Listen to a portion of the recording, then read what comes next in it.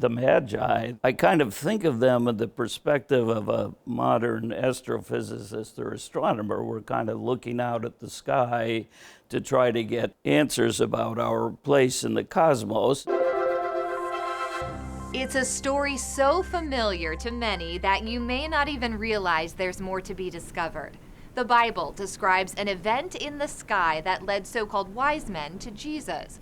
Scripture calls it a star, but what was it really? That's the question Grant Mathews, director of the Center for Astrophysics at Notre Dame, set out to answer. He believes the Christmas star was actually a planetary alignment. He shares his research with us for this episode of Notre Dame Stories. Welcome to Notre Dame Stories, the official podcast of the University of Notre Dame. Here we take you along the journey where curiosity becomes a breakthrough for people using knowledge as a means for good in the world.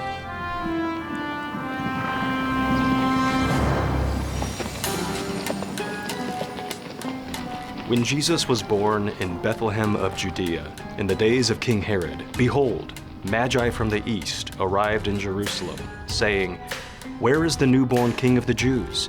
We saw his star at its rising, and have come to do him homage." Let's start by talking about who the Magi, or commonly called the wise men, who they were. Well, no one knows for sure, but most likely they would have been Zoroastrian priests that at that time would have resided mainly in Babylonia, Mesopotamia. Since then they've been dispersed mainly to India, but they had their own belief system based upon the sky. They still have it to this day. It's a practiced religion to this day. They would look for signs in the sky. They had their own sense of a Messiah, and that the coming of the Messiah would be written in signs in the sky. And so they would have looked for what we would call today an astrological sign. So not only would they have noticed something out of the ordinary, they made it a practice to read the heavens, to understand the intricacies of the changes that we might see. They made careful charts of where the planets were moving, the wanderers, the planets, the stars, how they were moving on the sky. And the constellations had meaning not only for what time of year one was born, but also they were associated with different geographical regions. The region associated with Judea and, some surrounding areas, but Palestine, Judea, that would have been associated with the constellation Aries. When did this happen? I would guess it was April 17th in 4 or 5 BC when there was this planetary alignment. So let's talk more about this planetary alignment and what it may have looked like to the trained observer. You've talked a little bit about that. To an untrained eye, what would this look like for us today? So alignments like this happen, and people notice them. Now, in Judea, of course, astrology was forbidden. So this is why in the court of Herod, no one would have had a sense, well, tell us, what was this star? When did it appear? It wasn't some bright flash bulb in the sky that everybody saw. It was a subtle thing. When King Herod heard this, he was greatly troubled, and all Jerusalem with him. Assembling all the chief priests and the scribes of the people, he inquired of them where the Messiah was to be born.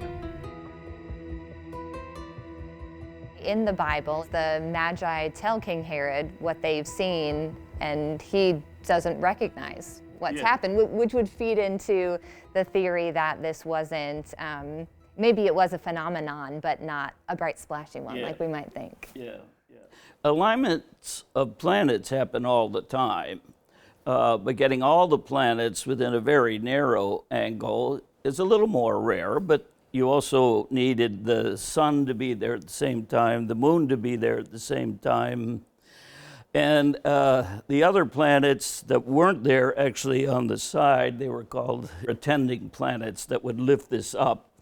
And it all had to happen within the vernal equinox. Aries was the top of the astrological chart. Talk more about the specifics of that planet alignment and what that would have told, or what that tells you. It happened that on this alignment, the sun was in Aries. Jupiter, the symbol of a ruler, was in Aries. At the same time, Saturn was in Aries, the giver of life kind of image at the time. The moon was there. The moon being there and Jupiter would have symbolized there was a ruler that had an important destiny in their death. Right next door in Pisces was Venus. So that would have been what would have been called an attending planet, sort of lifting up whatever this symbolism was. On the other side, there was Mars and Mercury. They would have been attending the other side. So all of them together were lifting up this symbol of a ruler born in the geographical region associated with Aries, which would have been Judea, that had a special destiny and was also a bringer of life. And behold, the star that they had seen at its rising preceded them, until it came and stopped over the place where the child was.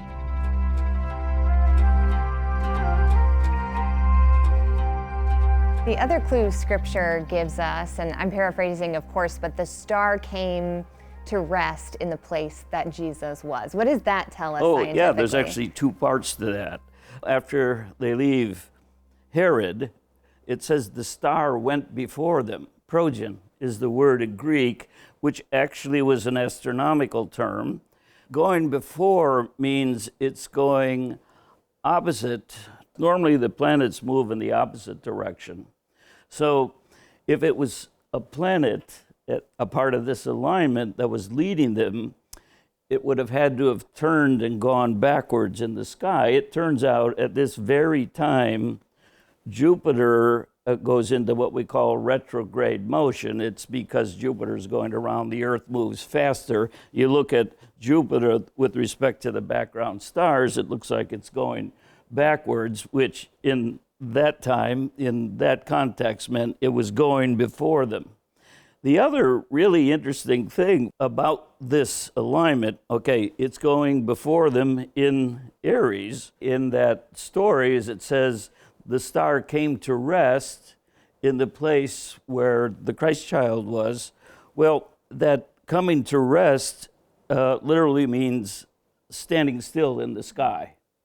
So what happens is Jupiter, which is the ruler symbol of that alignment, actually does go before them and comes to rest right in the middle of Aries on this particular time.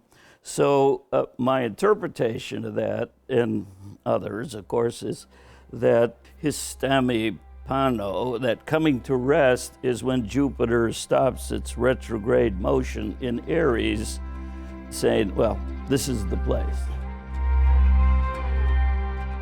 They were overjoyed at seeing the star, and on entering the house they saw the child with Mary his mother. Then they opened their treasures and offered him gifts of gold, frankincense, and myrrh. The question that's still left to be answered is why? Why the Magi? Why would God choose to work through these wise men to tell this story?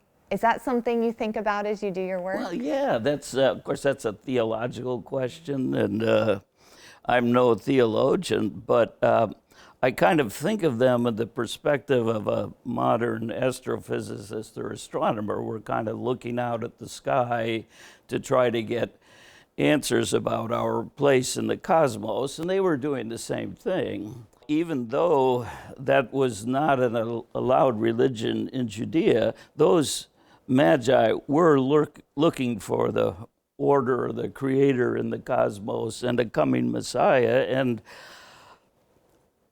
my speculation, my thought is that God honored that, like he does today. Anyone who's looking for him he honors that.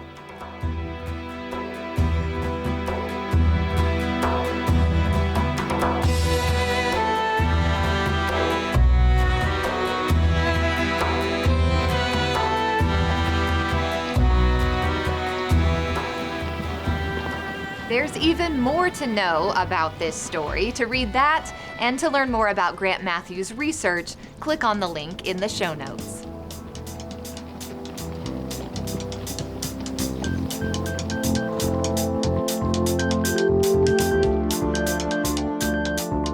Thanks for joining us for Notre Dame Stories, the official podcast of the University of Notre Dame. Find us on stories.nd.edu and subscribe wherever you get your podcasts. The executive producer of Notre Dame Stories is Andy Fuller, with producers Jenna Liberto, Josh Long, and Stacy Stikovich.